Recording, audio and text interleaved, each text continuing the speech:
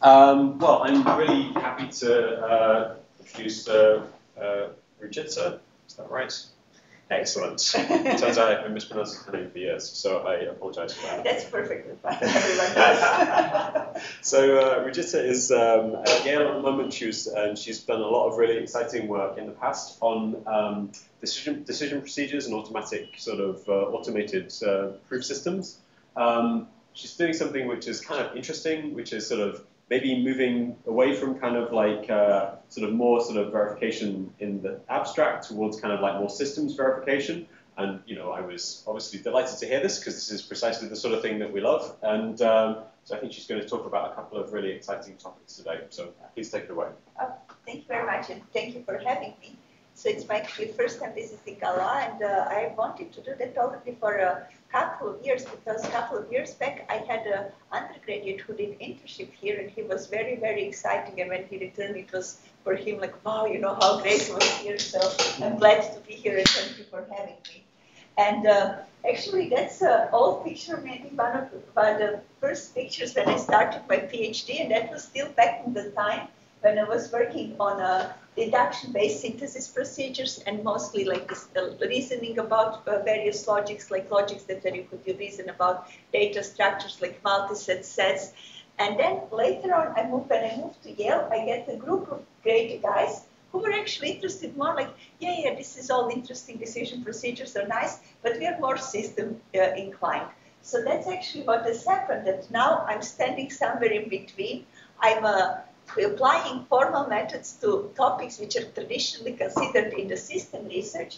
And today I will present two directions of that research. One will be automated repair of firewalls, which was published at TEPCAD last year. That's a joint work with a student of mine, Bill Hellep, and that's the guy at the leftmost, and Anjay. And the other one is on configuration files, which is work with Mark Santulcit and some other students who were doing undergraduate research projects. And Mark is standing here next to me, next to the left, I think. That's the black-haired guy, and Bill is blonde. So let me then start with this work on automated repair with about firewalls on example, which is example based. So we all know what are firewalls. We know that there's some programs which are here to protect our home internet, and they are behaving according to the rules that are specified. They regulate which packets we can accept, which packets we can reject. And when it comes to firewalls, most likely we won't do anything about them. We will just take them as they are because they automatically shipped with the program that we downloaded, that was already pre-installed, and we are happy to have them as they are. However, as soon as we want to change something, then it actually becomes pretty complicated, because if you would search on the user forums, people very often put questions about what does it actually mean, how would you repair something like, oh, I'm having some traffic coming through, but I'm not supposed to get that kind of traffic, or I want to block these things, but they're still coming through. So all these screenshots, they're taken from real user questions that are available online. And what we developed was a tool called FireMason. You can see an example of IP table here.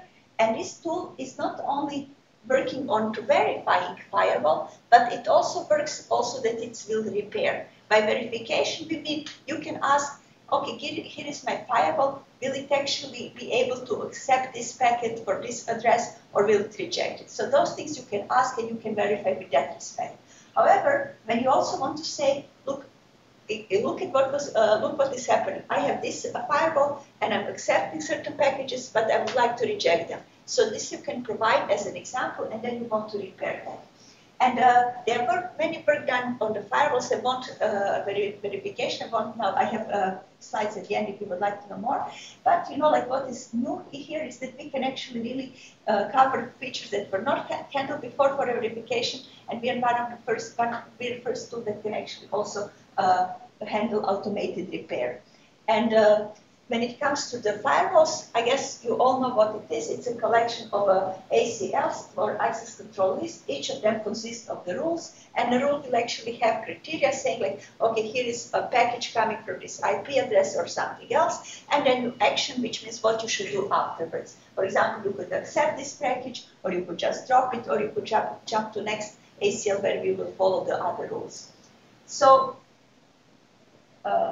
one thing is that we do, I'm still learning how to use it. One thing is that we are supporting as something which are called stateless firewalls. These are the firewalls which you actually don't care what has happened before. For example, many firewalls you will just care about protocols, IP addresses, ports. But I mean, we are also already going towards stateful firewalls, because some firewalls stateful firewalls will also require that you are able to kind of remember what has happened before. One of the typical examples would be, from this address, I can only accept 6 packages per minute. So that things we do support. It's not that we don't support, that we only support stateless. We also support stateful while going towards learning more about them. And here is now example which is taken from one of these forums that I have shown you before. And you can see it's a bit simplified, and we won't go really into reading what firewalls say, but the user said, like, look, I want to block everything that is coming from this address down there. And when I add this rule here, I'm still getting something from that given address. Now, let me explain why this is happening. What is happening is when a packet comes, packet is just passing all the rules, and the first rules whose criteria package is matching, it will happen that then this packet is just follow the action that is given there. So if a packet and arrive and something tell me like, okay, I'm matching this criteria and I will accept, then clearly putting me rule which says drop everything from this address here will not save it, because if I manage to match something before, I will still be accepted. But this is a typical example of the problem that user will ask on the user forum. Look, the rule is there, why it's still getting through? And our synthesis tool, it takes existing firewall, it takes example provided by the user saying, like, for example, everything coming from this source IP you should drop. And then actually it synthesizes a new firewall which is as close as possible to the old one, and inserts a new rule which will tell, okay, here it is, drop everything that is coming from this IP address. It's only put on the different position, but it does the job. So when it comes to the firewalls, I mean, if you have questions and stuff, I'm happy to take them, but I guess everything is so far clear. So when it comes to firewalls, it's there are several questions that we want to answer, right? One is like, which rule do we want to add? Especially when it comes to the rate limiting problems, then it's not easy to encode rule, like just look at the rule and say, here is the rule, put it on the top. So rule has to be something that's also computed. Then it's also, where do we put the rules? Because, you know, like how to make insert new rule that you're as a user are comfortable with that. And actually, a very important question that we want to make sure, I explain you how things are working in Firewall, right? First time that you match something you do. So when you insert a new rule, it could also happen by that inserting a new rule, some packages that you actually wanted them to behave differently will now behave differently. So that's another problem when it comes with that. So here is, during the talk, I will try to explain you how we try to address all these issues. So here is an overview of FireMason.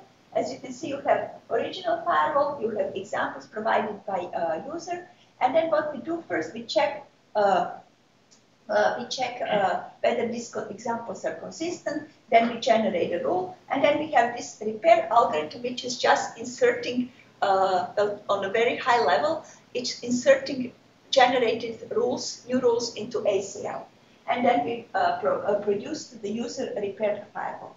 So the big idea behind all this is the following. We take firewall as it is, and we translate it into description in the first order logic with a bunch of formulas. And then these formulas are actually entirely describing behavior of the firewall. So then all this heavy lifting that has to be done, like compute new rules, check whether everything is consistent and so on. We just link that to the firewall and to the SMT solver. And we let the SMT solver do all the work for us. And in addition, yes, please. Sure. So is that, just finish your slide. Okay. And in addition, what we will do, we will also provide formal guarantees that everything is correct. So we will insert a requirement that all other packages that are not captured by examples should really behave in the new firewall as they behaved in the old firewall. So now let me tell you a little bit about how this translation is going. So like we will have one formula which will actually entirely, well, one formula, a bunch of formulas describing behavior of the firewall. Then we will have formulas describing this user-provided examples, and then we will actually, in general, which will be, we have to prove that M and P entails A, which actually boils down to checking whether M and P is and not A is satisfiable. But I mean, let me really maybe explain how do we model all this in the SMT solver. So we have really large number of functions, predicates. The whole is with. Okay, yeah, it's last time. So this formula, when you say it's describing the firewall, yeah. we think of it as describing essentially like one step in time of the firewall, or describing all actions over like one step. How about if you ask me after next slide, please? Sure. Okay. So, but it's a good point, right? Yeah. So, but let's actually answer. What I mean by describing a firewall means I actually want to introduce all sorts of functions and predicates, which will then use with axiomatization of how firewall should behave. So more or less we do axiomatization of firewall behavior. Okay. So this will be all universally quantified axioms, which I will show on the next slide. And then when I will have concrete instances, I will then just, these concrete instances will just be, like setting up, well, more or less they will be setting up, taking these universally quantified variables and giving them some values. Yeah, this is good. So, okay. Oh, yes. When you're asking questions. So the user provides examples, yeah. And you said that you check them for consistency. So does that mean that like they are obviously saying, like, okay, this must be accepted and rejected? Then and do you also do some kind of generalization?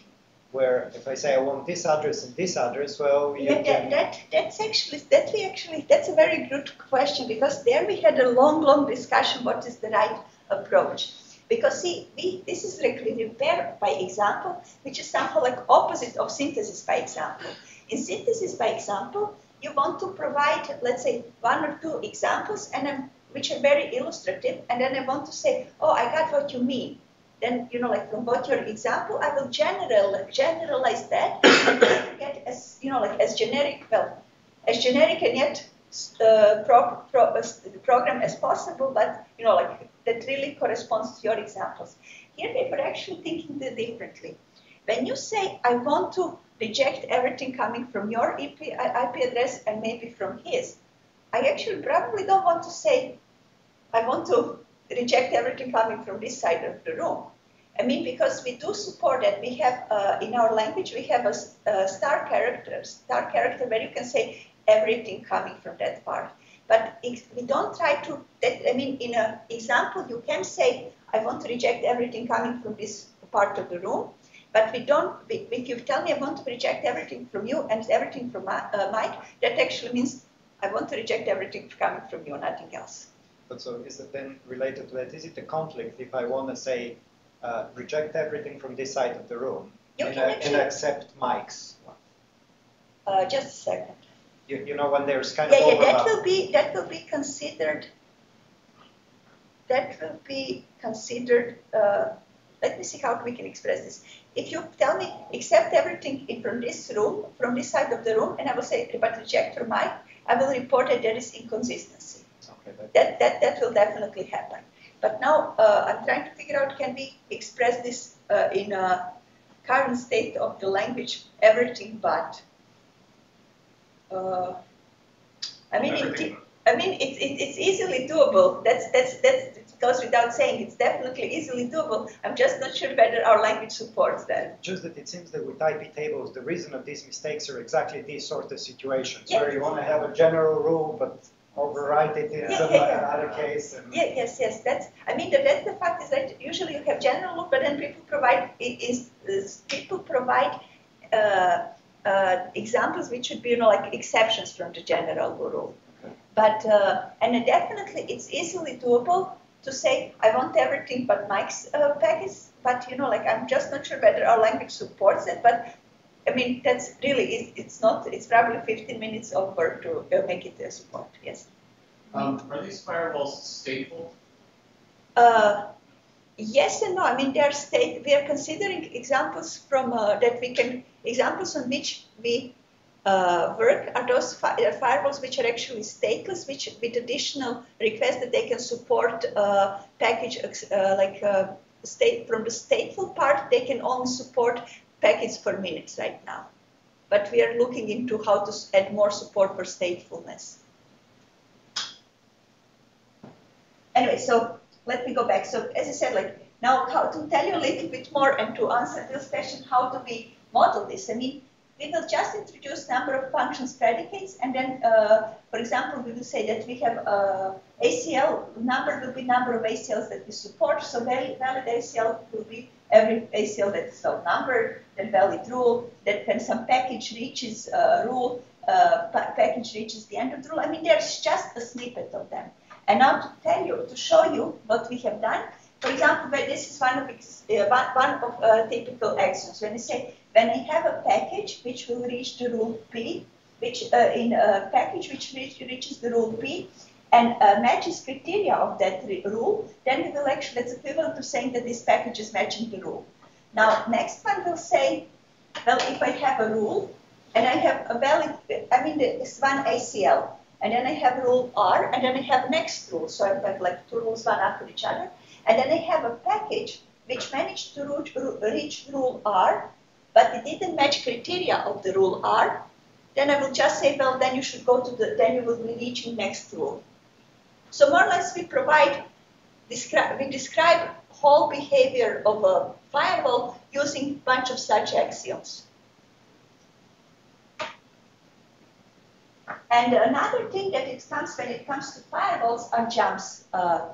This was actually why I want to tell about it, because you can spend quite some time modeling this nicely. So you see, you can be in one firewall, let's say ACL, you can be in one ACL A, and then it tells you, now jump to B. Then you return if you didn't match anything in the B, and you have to then jump back to A. You continue working in A, and then maybe then again you will be jumping to B, and then you continue and you go to C. So that doesn't look that this is such a big an issue. But since we support also as some first steps towards statefulness, this problem is arising here if you have, let's say, you count how many packages per minute you have. So let's say when I'm jumping, when I'm a single package, and I'm going to the I'm going to the ACLB, and now I match one rule. This is already the first time I'm matching it. And then if I'm returned and I'm coming back to B, although I'm the same package, I will be counted as a second package. So it's kind of like, you know, like I'm increasing my number of packages, although it's, and so what we did to kind of, we tried several times, like with jumps, modeling jumps, our logic was just getting too clumsy and stuff, and then we actually thought that it would be way more simpler if we would just make a copy of every, you know, like firewall that you can jump. We had one very large map. That's why whenever we talk about firewalls, you will see M stands for this large map. And it actually was way cleaner way to model that. And it was easier because then we didn't need to have additional functions showing back and forth. And that was just, reason why I'm proud of that is because we had a very, very ugly specification, which we just didn't go anywhere once we introduced this. Okay, our representations became very large, but the logic became very cleaner, and it was way easier to reason about it and faster. So another things from practicalities is like, you have seen that all these rules are universally quantified, so you can say, and you work with SMT solvers, but then we also noticed I mean, when you give me a fire, I mean, I have rules describing describing firewalls in general.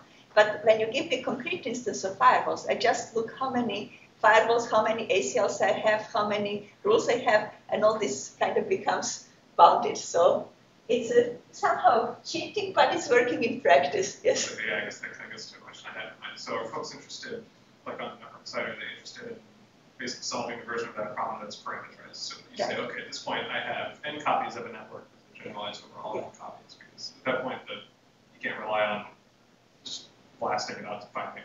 Yeah. I mean, as I said earlier, we just have like one first paper out of it. We really want to go towards. There are many things that we want to do here, but here, like that was how to make it work with all this universal quantification. So as I said, it is a bit of cheating. Yeah. So anyway, now we already talked a little bit about that, but let me tell you more about checking consistency, right? So you can have, hopefully this is consistent example, and then you will have inconsistent example where you will say, well, if something comes from this source IP, drop it, and if it comes from source port 5, accept it. And then if something comes from IP 1, 2, 3, 4 and the same port, what to do then? So what we do that, again, we encode this as a rule. I have like, if I match criteria of the rule 1, I'm asking whether there exists rule 1 and rule 2, such that packet will match criteria of rule 1 and rule 2, and that they will indicate the same action. So you can see, checking consistency, again, is just one call to SMT solver who can actually easily report, because sometimes, indeed, looking at forums, user would provide, like things, oh, this should be done, but actually they provide, like their specification is not clear. So, sorry, Yes. Could you just explain just a little bit more about why this is inconsistent? So, just because I don't understand, I don't know firewalls at all. So let me see. Inconsistent is because you might have a rule, a package which will come from the source address IP 1, 2, 3, 4, 5, right? And it will come from the source port, which is, 5. Oh, I get it. So the Yes. point is that sort of you could You do will it. have a package which will match both of these. You can match both of these preconditions. And one rule will, and in one example, you say, if it comes from this source IP, then drop it. And if you tell me if it comes from this port, then accept it. So this is the case where your file, and then in that case, the order that it's written in file, it makes the No, difference. if this is written in the firewall, then it's fine, because then first time when it's matched, this is what we will do. Right. But then as a user provide this, tell me, look, I want to fix my firewall so that if it comes from the source IP, then it's dropped, and if it comes from the source port 5, then it's accepted. Then then you have inconsistent specification, right? I don't know what you actually want to do then. So then we report to telling, look, this is example of the package which can do both, so what should happen? Okay, Yeah. I get it. It's important that the user happen to do this at the same time, because if they said, okay, please fix it with the 1, Yeah. then later on say, oh, please fix it with the other one now. Yeah, then it's then it will be good, right? Yeah, then it's perfect, right? Yeah. So I think this is an interesting case of language design, right? I mean, and I think that's one of the questions that we've been asking, and then like, what's the right way to say the things, and that's very domain specific, I guess. It's really great that you ask what is the right language, because they ask us to write, to extend this paper towards journal paper, and now what we are working on is how to define a right language for this. And you will see on the examples when I'm talking about how to use, specify, I want only one packet every 5 seconds. We actually pretty much says like, we just provide, okay, if I get now a packet now, then don't give me next, I will accept it now, I won't accept it in 5 seconds, and then I will get accepted in 10 seconds. So this is how we currently, but that's not actually very correct, right? We more or less mimic what the user wanted to say. And one of the questions that we're really considering is how to develop a right language for writing specification. That we want to kind of add, last us, you can get journal paper if you provide, 25% more of the content. And we try to provide this 25% more of the content by really trying to figure out what would be a good language for writing specification. I'm very, very interested in talking with you about that.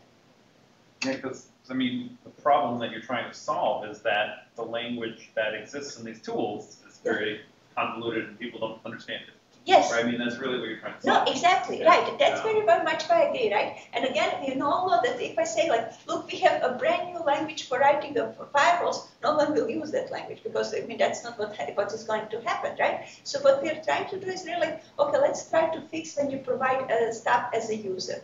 But again, that saying is like, what is the right language for user to?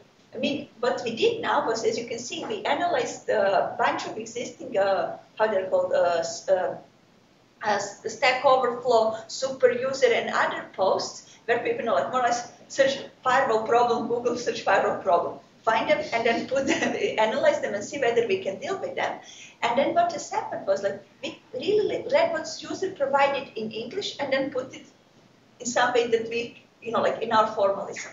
But having some very nice input language would be a very much things that we are interested to develop more. Because it seems like, I'm sorry, I don't mean to keep harping on this, but it just seems like the example you're talking about points towards a potential like kind of quadratic explosion, right? If you have n rules and each of them could interact, then, But usually you don't provide many rules, right? You don't, if you think about when you want to, you will most likely, if your firewall is badly broken, you will most likely either try to download an entirely new firewall. Usually it's a very small number of examples that you provide, because if you ask for many of them, most likely it's that's not, I mean, of course it's a source if you would go like a scale, but from practical perspective, you should provide, look, this should go, like 5-6 examples, not more. So anyway, that's consistency checking. Okay, so to go back, how do we generate stateless rules? But when it comes to stateless rules, that's very nice, because then almost from example, you can immediately read how the rule looks like. So that this is not an issue. I mean, when user provides what they want to see, just you generate rule, and then the main problem is where to put that rule. And so what we want to do is that the rule is put in some sorts of most natural settings, so in the place where other rules are, and of course we put it in the different colors so that you can see what is new. And also what is important is when you insert this rule, you don't want to change behavior of other packets. So where we find the places, as I said, really we try to find the most similar rule, and that's where we insert it. And to guarantee that nothing will be broken, we actually provide I hope this is correctly written formula, but again, to go back to our specification, what we do, we write, like, here is our firewall, here are examples, we translate firewall into SMT formula, we translate examples, and then we add one more assertion. Assertion, which will say, well, for every packet, it will terminate in the new firewall exactly as it terminated in the old firewall, if it's not covered by examples, and if it's covered by examples, then it will actually behave as it did before. So which is, I think it's really nice, because having this assertion, we are guaranteed that we didn't break anything. I mean, hopefully we repaired this for a couple of things, and in addition, we didn't break things. So that's a very nice thing to have. I can see I'm kind of getting too long on the firewall, so maybe I should...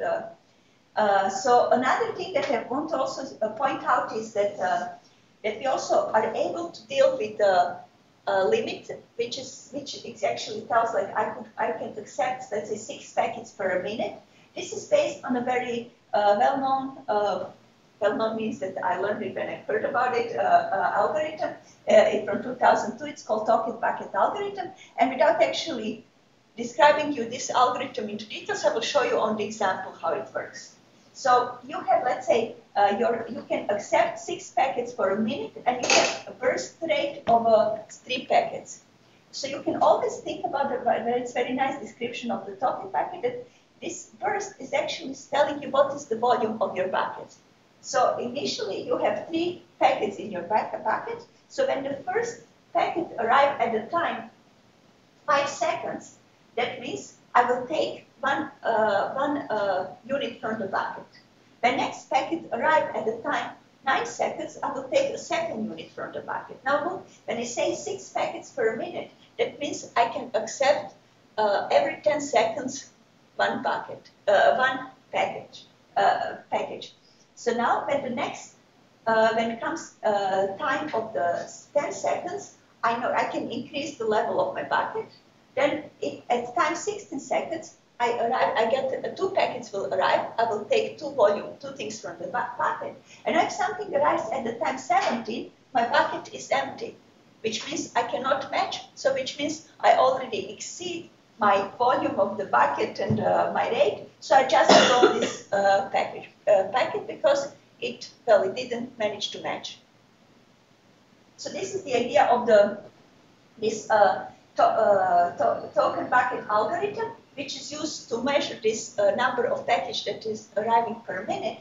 And now this comes what we were actually just discussing before. How do we do it in FireMason? Well, as you can see, I'm pretty much faking, right? Saying like, well, if something comes in the 10 seconds, then accept. If something comes in the 5 seconds, then drop. If something comes in 20 seconds, then accept. More or less, I'm faking it, saying like, accept it's only things every 10 seconds. However, once you do such an input, and imagine I have just very simple firewall of only one line, I will synthesize this and I will create the following rule, which actually does work with limits and say I can only accept 6 packets per minute. And to tell you a little bit more, I won't go into all the details. Full specification is available in the paper, also online. So if you would like to see, but more or less we need to, now this is where we actually really need computational power of SMT solver, not only consistency checking, because what we would measure, we would have time to measure how many buckets I have right now, how many buckets that will be there after they arrive. So if you will look, as I said, like everything is available online and in the paper. Also, another thing might be that sometimes you will see things like, I have only 7 packages, I can accept only 7 packages per minute. Then when you translate, that means only 8.571. Like also in the paper, we describe into more details what we do. In that case, we actually just put this sub, which is a multiplier, to take these numbers into reals, into integers, and then we deal with that. So it's more or less, since we have per seconds, we multiply by 60, then we will say so many times per 60 seconds, and then everything is again back into integer. Now, let me go then directly to evaluation. So I will show you two lines. One is two slides. One is actually 5 problems that we found online that were really like fitting that we could deal with. And those were problems that were posted by real users who said, look, this is my firewall, this is the things that I have, can you fix it? And we exactly used examples provided by them. And it turns out that we were able to, this was usually, as I said, numbers of provided examples was fairly small, usually 2, 3.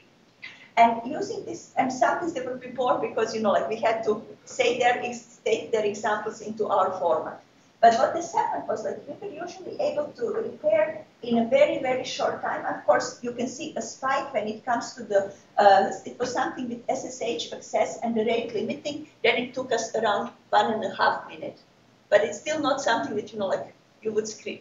And then we compared it also with existing repairs that were reported by other users. And it turns out we were always proud that our repair was somehow the shortest and, you know, like the smallest number. So we were kind of happy and proud. And in addition, what really we had a proof that, you know, like assertion, nothing was broken. So that was proud. But then what we did was to see how well do we scale. We we actually generated all these examples now with the number of rules. You could see we would go like randomly. So this was just like generated automatically. You can see that when we have 500 rules and we would add a couple of examples, then you know, like runtime was, well, it was increasing as almost linear, so it wasn't really that slow.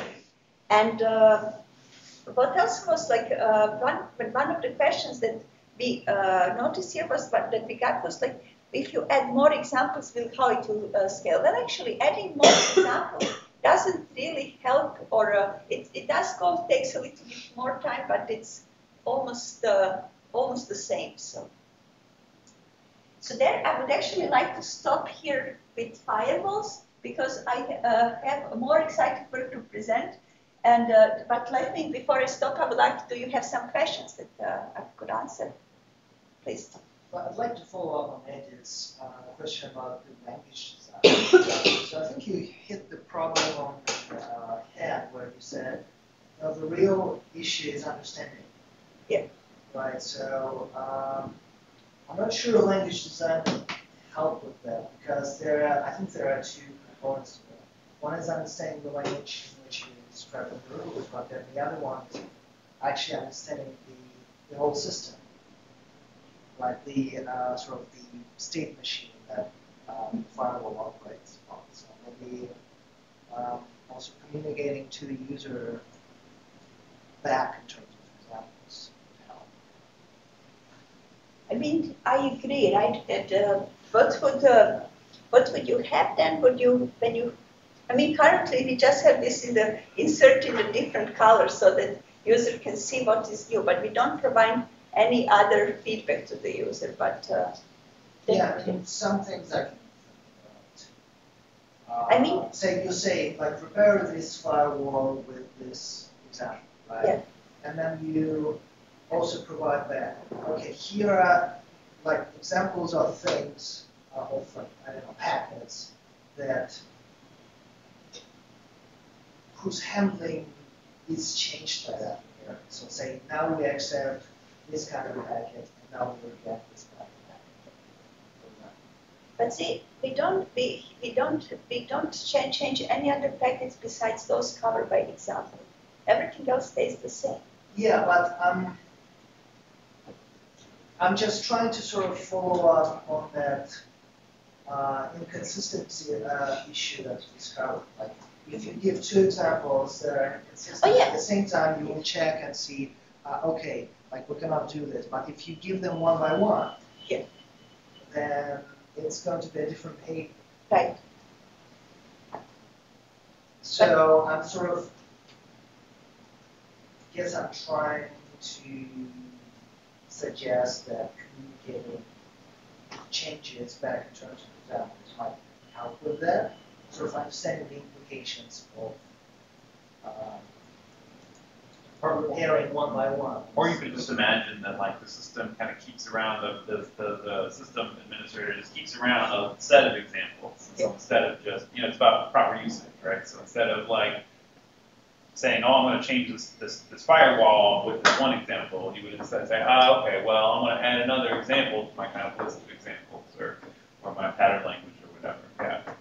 Yeah, it seems as though this same sort of infrastructure would allow you to potentially help someone understand an existing firewall, even if you're not changing it, just by giving a bunch of examples. Yeah, that's another example. That's another thought. You could just generate a bunch of examples, like have full coverage. Yeah. But it's hard to know what's important to a person, right? Because I mean, you can tell in your examples, oh, this IP 1.2.3.4 matters because they put that in their example. But then it's like, I don't know. Well, yeah, you can do like what they do in testing, right? Yeah. Maybe we should take this offline and move on to the next one. So I still want to show you a little bit more, which is actually funny. It's like this project I think is way more mature. We have way more work done in that direction. So it is about verification of configuration files. And I won't really now then go through the standard system. Well, maybe I should say that. As I said, I was before always verification person trying to find bugs in the code. And look at the following. That is work from SSP 2011. And they were trying to figure out when you have server downtimes, why is that the case? It turns out that because of software bugs, it's only 15% of the time. And when it comes to configurations, it's 31% of the time. So it's a research, like a survey done at SSP 2011. So, I mean, you see, I wasted a like my whole PhD and a couple of years working in the wrong part of the pie chart. But anyway, jokes aside, I mean, now I have a little bit of propaganda why it's important, but let me go immediately to the configuration files are similar like firewalls in the sense that you will download for the network and you won't touch them.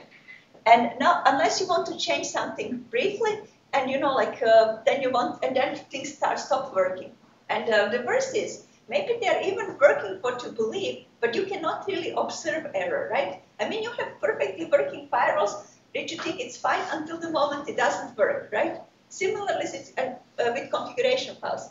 Both have really not bad to non-existing specification and documentation, and both of them you actually have to know the guy who knows this very well to understand how do they behave.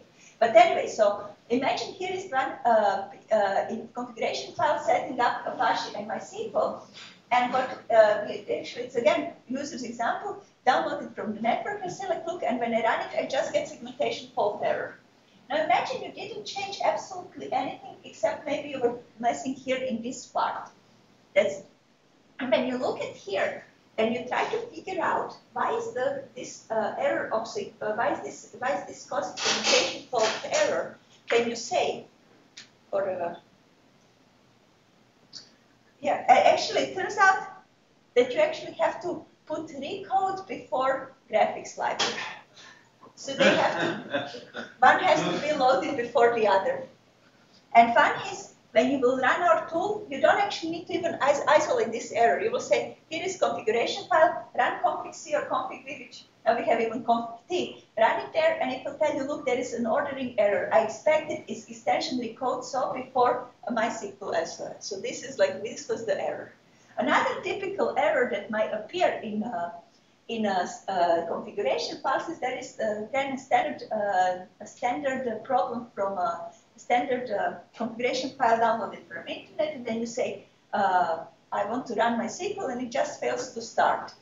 Now, if you look at, again, what was the only change, you somehow notice that you did something here, and can you again say why is now? Okay, and let's be clear, this file does exist. Like usually people say, well, file doesn't exist. Well, file does exist. You don't have writing proper. You don't have a proper, like how is it, like rights to write in the file. You do have rights to write in the file. Well, the problem is that this is actually supposed to be Boolean. You first say general log is on, and then you say general log file is this. Yeah, and this is like again example that will tell you, look, that you can get confined. It will tell you, look, this was that was expected integer, and I was really sure that this is supposed to be integer. C probability is 1.0, and instead you put me something else. So this is what our tools can find. And now the type of configuration error file that we can find. And now let me go back again to see how can you even verify configuration files, right? You could go like old-fashioned way. Let's write down specification fully. I mean, again, this is very labor-intensive. And how do you know that you will write properly and complete specification? Second is like, let's try to analyze errors. I mean, the problem is with errors that the nicest thing when it comes to configuration file is when it crashes. Because when it's crashed, then you know it's not working. There are also very bad and sneaky errors which are of the following type. This is usually memory-related errors. Imagine you kind of allocate some part of memory, and then you say, okay, now run, and it's running, and it's running, and except when it's exceeding the memory, because then it stopped running. And funny enough, that's not even urban legend. This year, ACM competition for this programming competition ACM that was run in the greater New York area. I'm a coach of Yale team, and we had online competition. And we start to run, and everything is perfect first half an hour. Then everything starts to crash. Why? Because like with that check, everything should be fine. What has happened was that when they look into configuration file, they actually, when people start, first half an hour, not everyone is submitting a solution, so everything is fine. Moment when more students start to submit solution, they exceed the capacity of their, open sockets and the ports, and then things just went bad. So it's not really urban legend. Experienced this couple of weeks back. So what we did is, wait, what else did I say? And looking into documentation, again, it would be lots of, it's really labor intensive, and verification of this thing, and in addition, it's hard to find really proper documentation. Usually analyze, like existing files. So what we actually did, we developed a tool which tries to synthesize specification for configuration files. So it analyzes a large number of configuration files and derives a specification for these files based on existing files. So here is a big picture and a simplified picture. We have large number of existing configuration files. Then we have our learner who provides us a rule. So when you give me a new configuration file, I can just check whether it matches the rule and report an error. So that's like a big picture of what's happening. To get there, we actually went into 2 stages. In the first stage, we first didn't even know how to do it, so we have a guy who is really very systemish, my postdoc, Enan Shai, inclined, and we asked him, can you find us a bunch of very good, high quality, correct configuration files? That was our work for CAP, and then there was no errors, so used on these 5 or so classes of configuration files, we managed to derive number of rules. Now you can see already there is something fishy in that loop, namely that we all rely on that there is a guy who can provide us a good high quality configuration files. So what we then did, we actually were happy that we know that system people are collecting misconfigurations. And they had a very large number of broken configuration files. Now, so what is wrong with broken configuration files? They are broken, but they are not hopefully all broken in the same place, right? So some files are broken here, some files are broken there, some files are broken here. So what we then did, we analyzed this existing training set, which mostly doesn't contain error, but there are some errors. And then we actually analyzed this set to learn the rules. So clearly now it's no longer the case that you can just say this is 100% correct. You have to then also add some sorts of this is most likely correct rule. And when it's come, this is when we want to, since we're already talking about like learning, it's similar like to having a supervised and unsupervised and labeled learning, but it's not in the sense that I will tell you this is correct data or this is incorrect data. I will tell you this is correct file, use something from this, or this is incorrect file. It might contain error. That doesn't mean it contains errors, it might contain error. So big picture of the tool will go, as now when kind of look at it more, it's like we will take this data set and we will try to translate it into some intermediary representation. We will have, what we will have then, we will also have a large a database of the templates, which will be associated with the types. And then we will learn from this intermediate representation rules, and then you already know the procedure how it will go. So since I already have 10 minutes, I will skip over less exciting parts, but maybe let me go to the more like how to learn rules. So rules that we want to learn is things like, I don't know, summary code has to appear before MySQL, or some thread of memory is smaller than the other thread of memory. To use that, we went all the way back to machine, well, it's actually more database research. In 90s, there was work by Agrawal who introduced something called association rule learning, and they were actually really analyzing large databases to see when you have a couple of things connected, what is usually in relation with them. A typical example that you will see in every single textbook talking about association rule learning is, well, if you're in the shopping list and you have bread and peanut butter, most likely you will also have jelly in the shopping list. Another thing that is very surprising, I know it's if you have a beer in the list, most likely you will have diapers. So, or the other way, I don't know. I'm not. Well, this is what they were learning in 90s. I mean, look at the textbooks. But anyway, so we tried to generalize that so that we would, to give you a high-level picture, we would analyze all the existing entities, and then we will try to learn how they are related one to each other, so that we can learn, like if I have extension, the code, and MySQL, that they're usually in the order relationship. But to be able to learn all this relationship, we needed to have something which we call templates basis. So for templates, I just list some of them. We had ordering, we have things like it comes before, this is a typical form, X is in the same file as Y. That is very important. Sometimes you would include certain parts. Then we would also have type. You have seen one example of the type when you would say, oh, look, has to be integer, but you provided a file. Then you have equality. And then we also had a more coarse-grained and fine-grained integer relation. This is very important when it comes to multiplication and stuff, because that would raise a very interesting problem, especially when you can have multi-threads in a database, in configuration files. And this was actually what would use that your system would significantly slow down. If you would have a couple of threads, and each thread has a buffer, but you allocate a memory of, I don't know, size m, then you actually have to know that when you multiply number of threads with each size buffer, that it has to be able to compare it to all the memory that you allocate. If you break this rule, nothing will happen. Your system will still work. It will most likely very slow down, and but it will still work. So these are actually very sneaky errors to detect, because like you don't really see them so easily. Anyway. And perhaps I'll just keep this one quick, just a quick comment. It seems like populating that database seems really hard, because I mean, you've given a really nice example where it turned out to be this ordering constraint that you had to fix, and it was very internal to the document. But something like a permission error in the OS could also totally be a problem. And it seems like you have to model these features about the system itself too. Yeah, I agree. So that's we are going. As I said, now we already have Travis C, which is almost ready to go. So first we had Travis C, which was working on just basic correct files. Travis C was analyzing all sorts of files, and Travis C, now we're actually going to with continuous integration. That was we were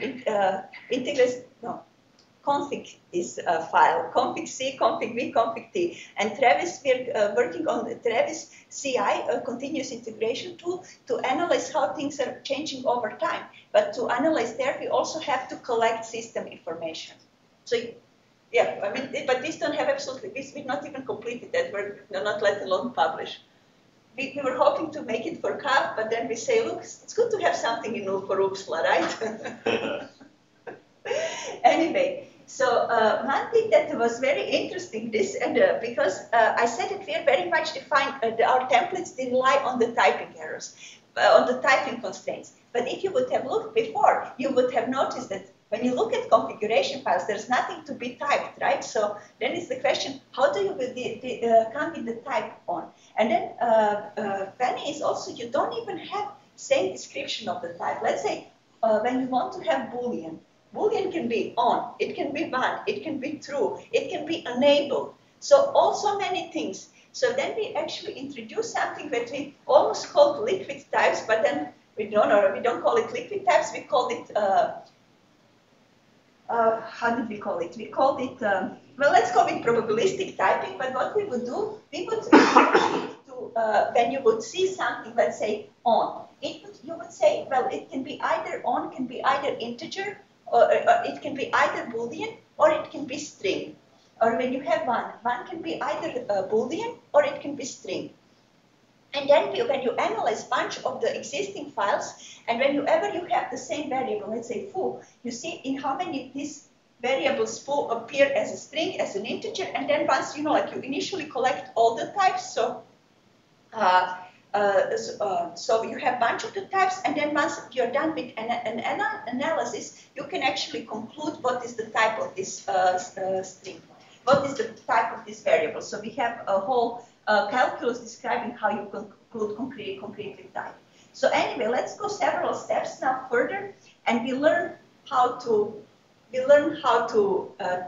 properly annotate with the type variables. We have our typing templates, and now we want to learn properties. But one thing that will happen when you're learning properties, especially if you have broken files, you might learn something that says like A is smaller than B, and then you will also learn that B is smaller than A. So now, you don't know whether this is because your file is broken exactly in this place, Or is it just, this is really, like not a rule, because if one file claims the other and the other claims the opposite, then you actually might not even be the rule. You cannot be compared those two. So what has then happened? We get back to association rule learning, and they have two very nice concepts. One is called support, and the other one is called confidence. Support will tell you how often do you see this rule. It's not enough, if you have a large number of files, it's not enough that you learn it once and you say, hey, here's the rule. Because that was our initial problem. When we started, learning rules, we started with that we have totally correct files. And once you have totally correct files, and now you try to learn rule that you learn once, and no one contradicts. And then you call, oh, that's a rule. So then you run it against existing tools, and everyone reports false positive. Like, no, it's not. So we had a very large number of false positive.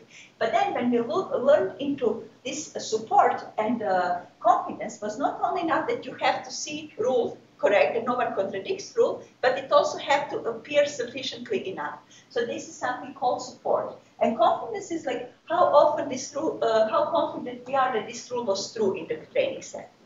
And then I can give you slides if you want to see how to compute that. But what we set it as a threshold, like based on the things reported by to work in association rule learning, is that threshold should be around 10%, and the confidence should be around 90%.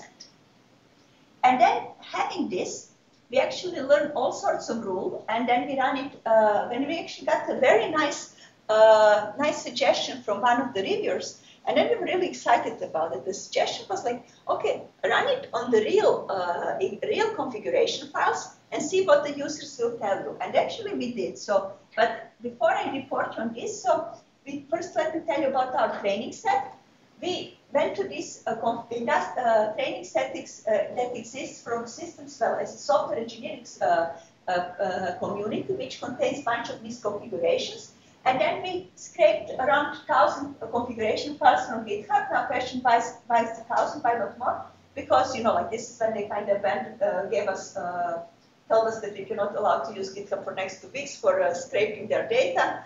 So that's it. And then what the number of the rules that we learned and that we actually detected was actually, and this is about ordering, we learned like 13 rules with a very high confidence. When it comes to the typing, again, because, like typing can be masked in so many different things, confidence was not that high. But then when we run it over this existing, it turns out lots of files were actually pretty fine. There were a number of the files that had 1 to 2 errors, but, like there were some errors. So then we asked people to, our 2 experts, one was my former student working in MongoDB, and the other one was actually working on distributed configuration files there, and one in Microsoft, and we asked them, can they actually help us to rate false positives? And it actually turns out that false positive was actually fairly low. It was still there, but it wasn't really that. It was similar like to the professional tools from a system community. This is Encore. And let me not talk all about things, but this is what probably want to see quotes from a GitHub user. So many people were actually, when we would, first we sent this to almost all these 1,000 people, we sent reports. Most of them didn't even answer. Of this, that answered, many were positive, saying, well, look, maybe this is depreciated, I don't use anymore. Like this is this is school project, except for one person who was pretty upset for some, like, this is the only thing claiming you cannot compare. But interestingly enough, the couple of guys, thanks guys, is actually a person who thank us, and the other previous also says like, oh, this is indeed good error. So when we ask, again, different system persons, can they really be compared? Because I don't feel myself a system person. They explain how they can indeed be compared, which I cannot repeat to you. But a system person and the 2 people from GitHub says like, this is indeed error. Thank you. And this was the only negative comment that we received, so let it be there. But I should probably remove it from slides that for PG version. Anyway, again, if you want to play with config-v, it's also available. As I also mentioned, we also went further. We were currently consider also adding time perspective to that, because it's very interesting, because you can, like you have this YAML file, which are practically configuration files in Travis CI, and you can see I have a file, then it's passing, then and it's failing, then it's again passing, and every time you run your Travis CI, because it's building everything, sometimes it takes around 2 hours. So it would be really nice before you start the process if someone will tell you, hey, wait, you have an error here. But to fully understand that, you also have to understand the whole system around, so we're kind of extending our analysis there. And to conclude, so you have seen that software synthesis will one day rule the world and assume us intergalactic travels, as Sumit used to put. But now to be more down to earth, I thought that this is that these are two very interesting examples coming from a real life, like from systems, but also from system perspective, like reasoning about firewalls, reasoning about configuration files. What we learned from there is that you always need to find a suitable model of the problem. I mean, as I said, we kind of ran, in the summer of them, I explained you on the several different models. Once you find a suitable model, then you're happy. And both tools were tested on the real world examples. By real world, I mean things which were really freely available on the internet. I mean, our student at MongoDB told us he tested, but he couldn't help us, or he was my undergraduate, he could not really report the results. So it's, we don't know whether it's good or bad, because you don't want to know whether MongoDB is good or bad. So I really cannot tell you about like real industrial application, but on the things that we tested on existing on the internet, that we did. So thank you for your time. I apologize for going over time a little bit, but I'm here whole day, so if you have any questions, please talk to me. I will gladly chat with any of you.